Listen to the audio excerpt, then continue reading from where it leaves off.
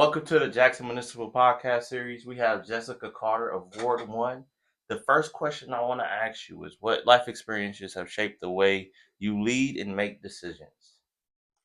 Well, first of all, thank you for having me. And I really appreciate having this opportunity to answer questions and to have a conversation. Um, when it comes to life experiences, my biggest one, I would say, was when I went from high school in the 10th grade to the Mississippi School for Math and Science. So I did my 11th and 12th grade year in Columbus, Mississippi, and I lived on a college campus, and it was a real change from regular life.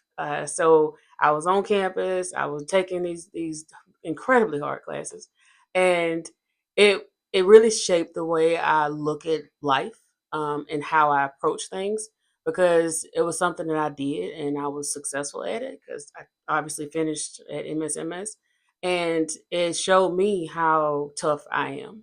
So I really that's one experience from the first part of just life that always comes to mind when I get questions like that. What was the last what was the last time you had to admit you were wrong about something and how did you handle it? Yeah, so um, that's an interesting question. But I appreciate it because sometimes we don't take time to really think about times where we were not right and reflect on what that was like. I was a co-owner of a trucking company, and it was something that I started out with. Of course, I said yes, I'll do it, but I did not know how intricate the trucking industry is and how we depend on it a lot. And so I learned a lot of stuff from um, um, federal, state, local regulations. And I had to know that stuff because I was the one who was looked at as what's going on, what we have to do, so we got to get it done. And I did the permits, I did the regulations, I did the authorities. That was my job, and my partner looked at me as the person who knew what to do and how to do it, so I had to figure it out. And that was from start to finish, like from the start. It was like a basic startup, and I often had to admit I was wrong because this was a brand new industry to me, brand new everything, so I had to really figure it out. And a lot of times I had to say, you know what, I don't know. And that, to me, that is the best thing you can hear from anybody. To have the integrity to say I don't know is huge. And I had to say that often. And then a lot of times I had to say, you know what, I was wrong. Maybe we need to go back to the drawing board and figure this out. So that was it made me very aware of what I was doing, and to be very sure of myself before I said yes, this is what we need to do. So that experience was everything to me. Who in your life has had the biggest impact on your values and the way you see the world? Well, of course, my mama. Um, I think everybody would say that. My mama, uh, she really did have a huge impact on everything I do and everything that I've done, especially as a mother myself. And I will also say Fannie Lou Hamer. She I did not find out that we are actually related. My grandfather and her were first cousins, and um, I heard about her a lot when I was growing up, and I knew how important she was, but I didn't really understand exactly how important until I got older. I started to read about her more, started to hear people talk about her more, and it became very eye-opening to me to see my trajectory in life as an organizer when I learned what organizing was in college, and to learn more about her life and things that she's done and the impact she's had on people's lives and still does to this day. I realized that my trajectory was very much influenced by the work that she's done, and to really think back and think about a relative that you didn't even get the chance to meet and how impactful they are. That really means a lot to me, and I see the influence of her life on mine. What's a challenge you faced that changed the way you approach problem solving? The biggest challenge I can say, I can really talk about is law school. Law school was a huge challenge, and nobody can explain to you what kind of challenge that's going to look like or feel like until you're in the moment. I knew I wanted to go to law school. I applied. I got accepted. I graduated from Louisiana State University, and when I was in it as a 1L, I was like, what have I done? Right? Got to class, did the classes, I answered the questions, took the test, took the exams, and you don't realize exactly what you're doing or what you're gonna learn or the outcome until you're there. And it was a huge challenge. It was year after year. I'm looking at classes, I'm looking at, job prospects, I'm looking at internships. You had to be on it at every point. And you're learning things and you're learning yourself because I tell everybody that law school is not just school. It's a school for yourself too, because internally you're going to go through some things. You're going to change in a way that you didn't really expect. And in a good way, though, in a good way. So when I finished law school, I felt like I had done something, which I had. I felt really like I had done something, I had achieved something. But I also felt like I could do anything because it's law school. So yeah, it was a challenge, but I overcame it.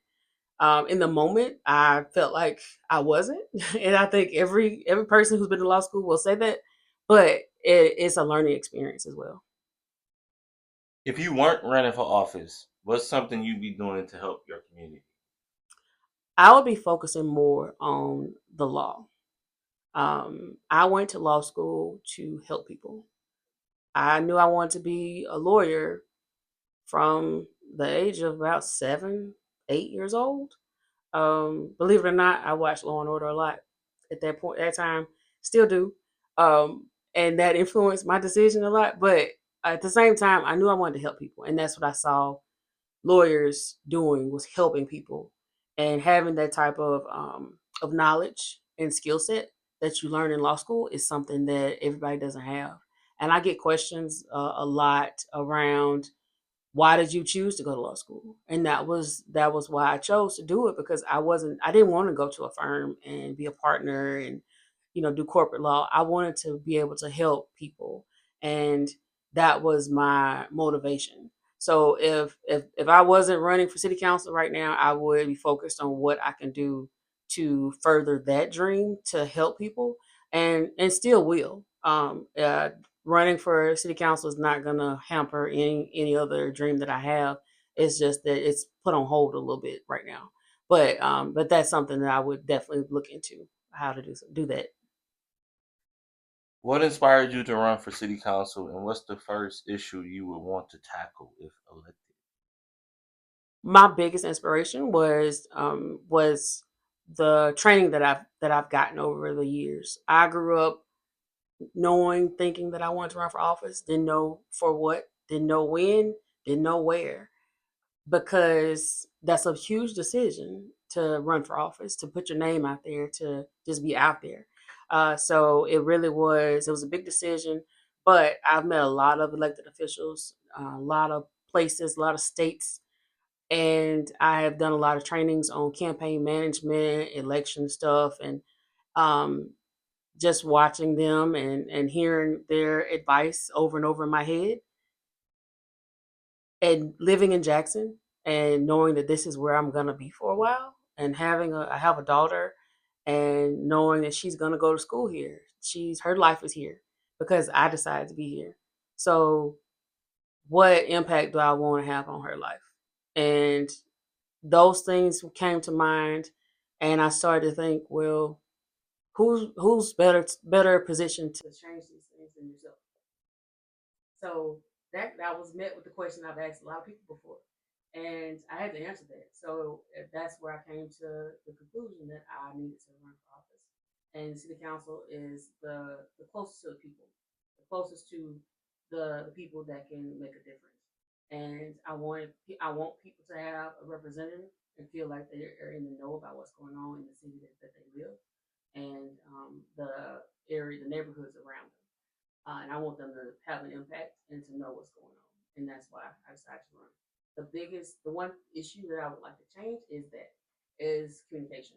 Is you don't right now we don't get updates. We don't get this decision is coming up on the city council meeting next week.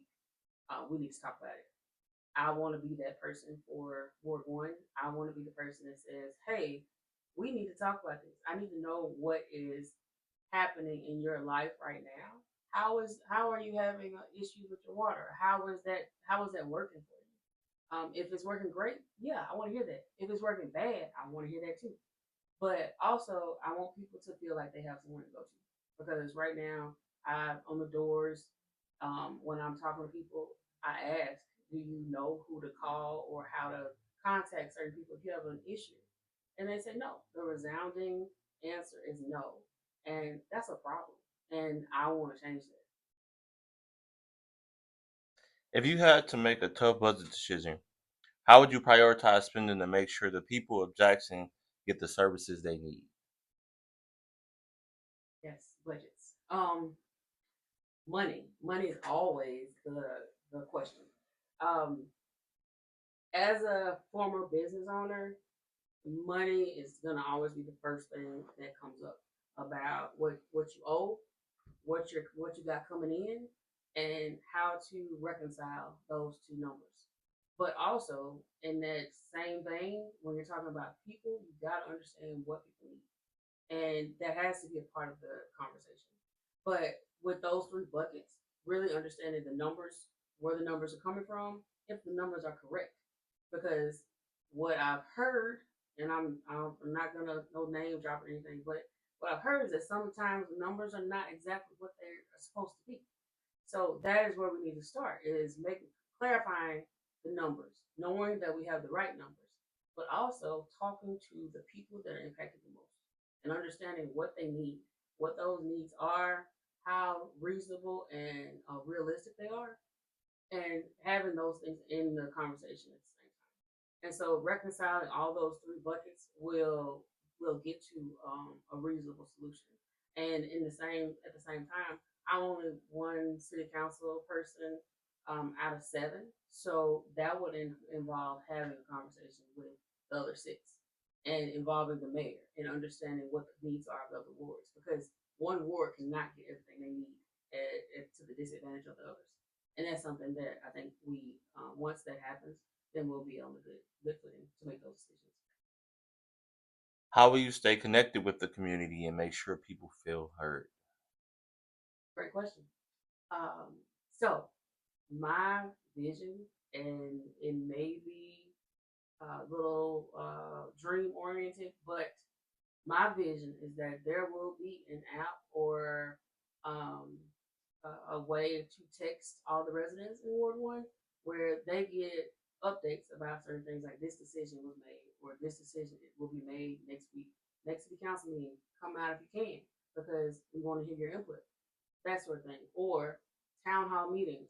Town hall meetings are a big thing. I feel like that is the way where folks can come if they can make it. If they can't make it, they get updates through a newsletter of some sort. So there are at least a three-pronged approach. You got technology with cell phones. A lot of people don't use cell phones, don't like to use them. But then you have the actual in-person meetings, and then you have the newsletters. Those three things I feel like will touch everybody in a way that they communicate best. And doing that, I think everyone will feel included, and that's what I feel like is the solution to a lot of the communication issues in Ward One. How will you support the jobs and businesses that are already in Jackson? First, to thank them, we need to thank the jobs and the businesses that are still here. We hear all the time about businesses that have decided to leave. Well, we need to really celebrate the businesses that are still here and have remained here and really are still doing the work that they started out doing and providing the services, whatever they may be. So I think that first part is very important to really thank them, celebrate them for still for remaining here, And I think that we need to find out what their needs are. I've never heard anybody say, well, what do we think that the business community needs are? Like, what are they? So that would be a whole nother subset of asking questions. And that's part of my platform is, you know, being honest, being accountable, and innovative. In order to do those three things, we have to really have conversations with people and have those conversations where we get input and we listen.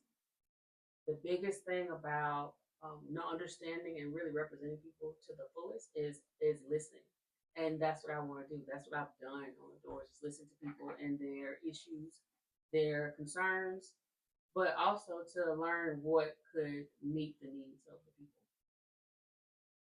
What do you think is the biggest challenge when it comes to crime and infrastructure in Jackson? How do you plan on being part of the solution? Relationships. I think there's a lot of agencies in this city that don't talk to each other. I think there's a lot of people in high positions that don't talk to each other.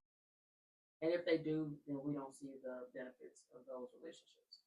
And in order to be a part of the solution, I have to be willing to be a partner in those relationships and to build relationships with the people that I'm working with. That is part of doing good work. That is part of any municipal government, any government in general, is building relationships to the point where you know that okay, this other ward, like Ward 6, needs something. Well, let me talk to them and see what they need and what I need, and maybe that coincides. Maybe we'll work on something together. That type of relationship building is something we're missing, and I want to be part of the solution to that. And part of the solution is working with whoever it is that's trying to find a solution. I'm willing to be that person who steps in and says, you know what do I need to do? Not I'm gonna do this, I'm gonna do that, but what do I need to do? How can I help? How can I support everybody else so they can support me in return? What specific policies or ordinances do you plan to introduce or advocate for that would directly benefit the residents of Jackson? And how do you plan to gain to support? So I am not in the business of making promises. One of the things that we learned in law school is that do not make promises. You always tell your client that you will zealously defend them or zealously advocate for them to whatever end that they want. That's what I'm promising. I'm promising to Ward 1 that I will zealously advocate for Ward 1 residents. And in that, whatever Ward 1 needs and whatever concerns Ward 1 has, I will advocate for those. Because it's not about what I want and what I want to see Ward 1 have. It's about what Ward 1 as a whole wants to see. And that's why I don't do the promising and the saying I'm gonna do this, I'm gonna do that. No, I'm not gonna do that. I'm gonna say I'm gonna advocate for the people, the residents of Ward 1 to my fullest, and I can promise that. With the city's budget constraints, how do you plan to ensure that resources are allocated effectively while maintaining essential services and addressing community needs? Accountability. That's why it's one of my biggest priorities in my platform, my campaign, is remaining accountable to the people, remaining accountable to the things that I say I'm going to do, and remaining accountable to the relationships that I say that are important to doing this work, and also remaining accountable to the people means holding other people accountable in their positions. So that means other city council members. That means the mayor. That might mean the chief of police. That might mean the public works director, when we have one. So that means managing up. That's something that I've done before. That's something that I have no problem doing because a lot of people just need those questions asked. A lot of people don't understand, don't see the gaps in their work until someone makes a statement and says, "Well, what about this?" Maybe sometimes we don't see those gaps. And just like I can find a gap in someone else's work, I want someone to find mine, and that's what you call a relationship. And that's something that I want to build and I want to cultivate with all the people that are necessary to make sure that Jackson residents are served. What strategies will you implement to ensure transparency in your decision making? Yes, so the just like earlier, the town halls, the texting, the newsletters. I want people to read those, to see those updates, and then if there's a gap in those, tell me. And that's why I put my phone number on my cards that I give to people. My email address. That's my phone number. I answer it. I return voicemails. I answer text messages. I want people to reach out. I want people to see me as a community member, not as upon election, not as city council member Jessica Carter, but as Jessica Carter, my neighbor. Being a neighbor, we can have that conversation about what works and what doesn't. But sometimes we lift up our elected officials to a position where they're so high that we can't reach them. But in reality, elected officials are meant to be representatives, and they are still people. They're still people in your community, and they're supposed to be effective and available to you. What is your vision for economic growth for Ward 1 and or the city of Jackson as a whole? So, economic growth to me in Ward 1 specifically looks like not seeing another business leave, another business that people look for, and because I've been in that position where I'm looking for a business and I'm going to one business and I notice another building is empty. That's a hard thing to deal with because I'm going to the grocery store and I see another building that's empty or something else that's in its place, and I'm wondering what happened. And at the same time, I'm wondering why there wasn't an update about the business leaving because nobody knew it until it was gone. Um, so that's something that I really envision is that we maintain the business community that we have, but we also attract and welcome new business opportunities for people in Jackson to have and to be able to cultivate and to create and their own form of business because we have a lot of talent in Jackson already, and I think that has been overlooked. There are a lot of people in Jackson that are very talented, and you see it every day. And once we acknowledge that and really cultivate it, then we'll have the business community that we're looking for already. In regards to crime infrastructure, how do you feel like the improvements could impact the quality of life of the residents of Ward 1? The quality of the crime reduction would definitely improve life in general for all residents of Jackson because every day that's all that we're inundated with crime updates on the news. It's just that's it. That's all we see. But we also do not get updates of this number is reduced or this number has been reduced.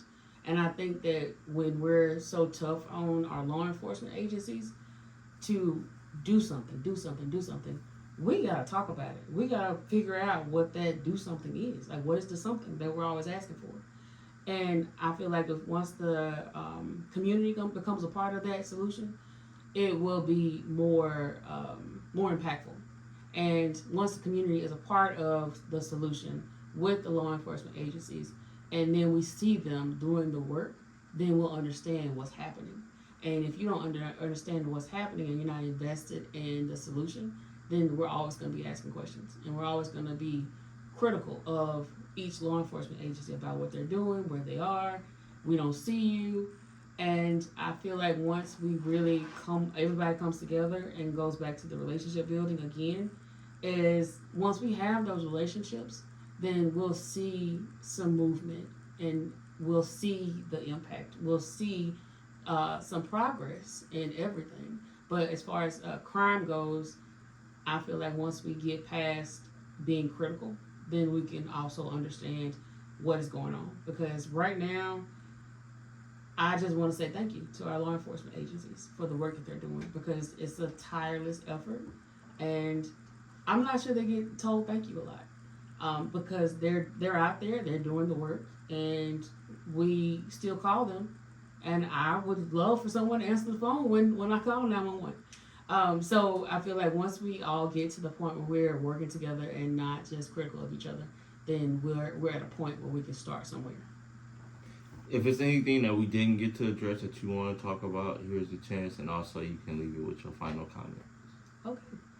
Well, I appreciate the questions. It gave me a chance to think back on some things and reflect on a lot of things that I've done in my career. And what I want to leave folks with is that I've been an organizer for a long time now. I started out, believe it or not, I didn't want to talk to people a long time ago. I didn't want to talk to people. I was very shy.